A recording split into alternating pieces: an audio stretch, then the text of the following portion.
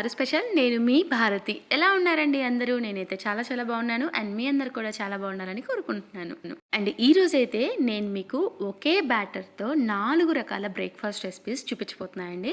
And అందులోనూ ఎటువంటి మెంతులు, అటుకులు ఏమీ లేకుండా చక్కగా క్రిస్పీగా వచ్చేలాగా చూపించబోతున్నానండి. అండ్ దానికోసం ఏంటంటే నేను ఇక్కడ 1 కప్పు మినపగుండ్లకి 3 కప్పుల రైస్, మీరు ఏ రైస్ అయినా తీసుకోవచ్చండి. వైట్ రైస్ అయినా, రేషన్ రైస్ అయినా కూడా తీసుకోవచ్చు.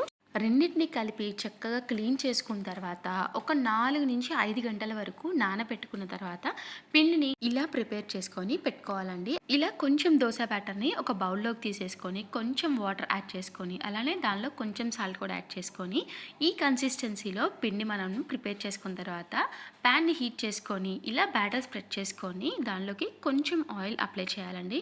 ఇలా కొంచెం ఆయిల్ అప్లై చేసిన తర్వాత చక్కగా మీడియం టు హై ఫ్లేమ్లో పెట్టుకొని ఇలా లైట్ గోల్డెన్ బ్రౌనిష్ వచ్చిన తర్వాత దోశని తిప్పి వేయకుండా చక్కగా ఫోల్డ్ చేసేసుకొని ప్లేట్లోకి వేసేసుకొని చట్నీతో తింటే ఎంత క్రిస్పీగా సాఫ్ట్గా ఉంటుందో తెలుసా అండి.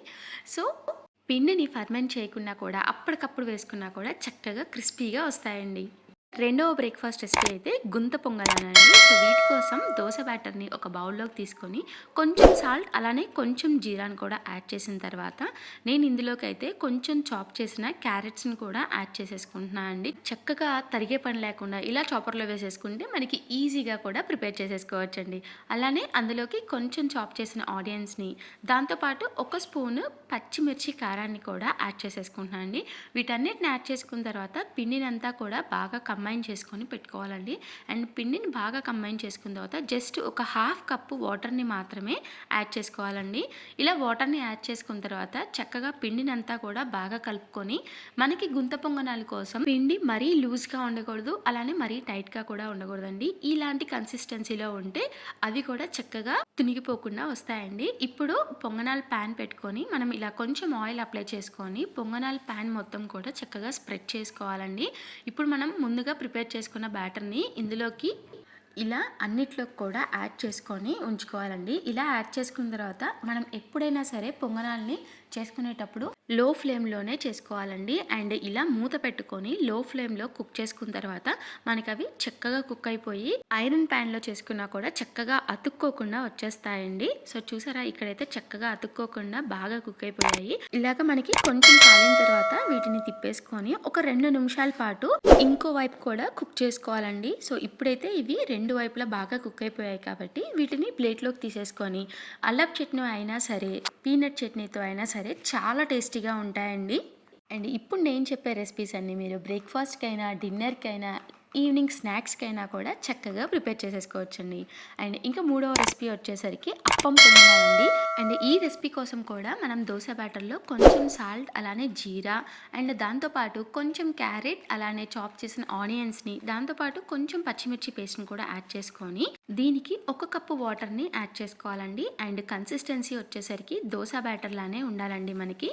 ఇలాగా మనం ప్రిపేర్ చేసుకున్న తర్వాత ప్యాన్ని హీట్ చేసుకొని పిండిని ఇలా చూపించే విధంగా స్ప్రెడ్ చేసుకోవాలండి. అండ్ మరీ పలుచగా కాకుండా కొంచెం మందంగా పోసుకోవాలండి. వీటిని ఇలా చూపించే విధంగా మనం బ్యాటర్ని స్ప్రెడ్ చేసుకున్న తర్వాత దీని మీద కొంచెం ఆయిల్ని అప్లై చేసేసుకోవాలండి.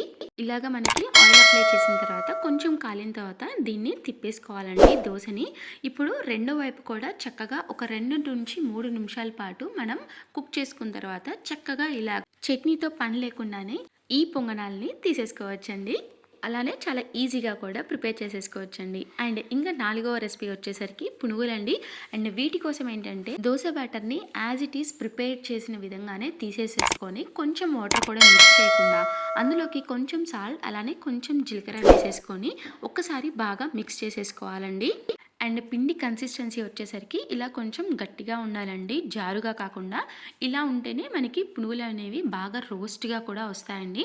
సో ఇప్పుడు బ్యాటర్ని ఇలా ప్రిపేర్ చేసుకున్న తర్వాత మీరు స్టవ్ మీద ఆయిల్ పెట్టి హీట్ చేసుకొని ఎటువంటి సోడా అండ్ అలానే ఎటువంటి ఈనో పౌడర్ ఏది లేకుండా ఇలా చక్కగా చిన్న చిన్న బాల్స్గా బ్యాటర్ని అందులోకి వేసుకున్న తర్వాత ఆయిల్ బాగా వేడిగా ఉన్నప్పుడే వేసుకోవాలండి. అప్పుడే మీకు పైకి ఇలా తేలుతాయన్నమాట మనం వేసిన వెంటనే.